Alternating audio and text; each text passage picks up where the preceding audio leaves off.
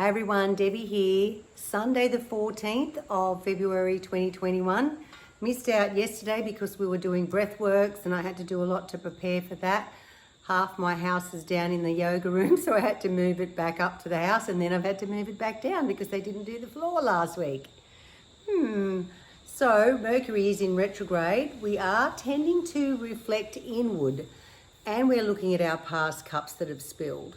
But behind us, here's two perfectly good full cups, which is emotions, love, joy, elation, things that we can look forward to in our lives. We're feeling a bit melancholy perhaps today, but once you walk over your bridge of emotions, you will have happy life over there with a nice house and all the things and the trappings that we always want and need. We need good protection, don't we, from the weather? We need good food on the table. We need nourishing relationships around us. So this card, the Five of Cups, is all about halfway through to the 10 of acquiring that positive thinking. Don't look at the past and what's been spilt. Look at your future. It's right there, ready for you to grab right behind you. And sometimes sometimes it's good to just feel like the feelings. Feel like you're sad. Feel like you have regrets. Wonder about what's happening into the future. Think to yourself, I don't want to be making those same patterns that I did in the past. I want to change my patterns and I want to have a more fuller life. And I just need to get over my emotions today, but I need to maybe sit with them and embrace them. Maybe go for a walk on my own, maybe journal, maybe have an afternoon nap. Nourish yourself. Self-care today. I know it's Valentine's Day and it is nice to go out with your loved ones, but sometimes that distracts you from actually feeling your feelings from the past. The next card is the King of Swords, and you don't get to be a king unless you've been through lots of life's experiences. And swords is all about your thoughts and putting your thoughts into words. Blue is your blue chakra. Purple is the intuition that's cloaked this king. So he is using his intuition as well as his voice to be able to communicate. And the butterflies to me always depict there's been a transformation in his life, an aha moment, something that's made him go from despair to delight in some way that he's worked out through his thoughts and working himself out and the situation out. Maybe listening to his intuition like this is an antenna to the divine, and he's sitting quite pretty as king on this throne here, feeling quite confident. Lovely yellow crown with the third eye just between his forehead there in his crown, switched on, nice and yellow and bright, which is like joy, but it's also your personal power. So he's quite confident and sitting in his self-esteem and personal power there. Last card is the Major Arcana card, and it's the Hermit in reverse. So the Hermit upright is somebody who's gone within. A little bit like what you're needing to do today is sit and embrace exactly what am I feeling? Where has the origin come from? We did breathworks here yesterday and 16 people turned up. And using your breath to be able to literally get in contact with that cellular memory of things from your past that you may wish to let go of because they're holding you back or they're causing you a pattern that you keep to repeating and sabotaging yourself.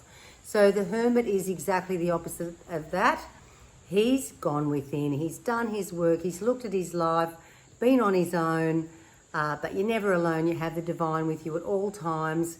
But he's literally happy with himself. He's happy with his own company, but he is the shower of the light because of the way he is relaxed and calm and confident and able to impart some wisdom, but not be smart about it, not just be caring like a teacher, but a quiet teacher. In reverse, I think because there's these emotions that we need to stop and have a really good look at, and we all would have done that at Breathworks, would have initiated those feelings to bubble up, and it could be a lot to do with the Breathworks participants today, that they are having to go within and they're feeling awkward, they're feeling different, because when you look at this stuff here, when you look deeply within past patterns, cellular memory, belief patterns and belief systems that don't belong in you anymore. They're not you. You actually start to morph yourself into a new person like the Hermit. So he's come from adversity and the toughest possible things that has been thrown at anyone. He's still holding up the light. He's still strong. He's still happy within because he's found that core belief and knowing and confidence that he can handle anything now.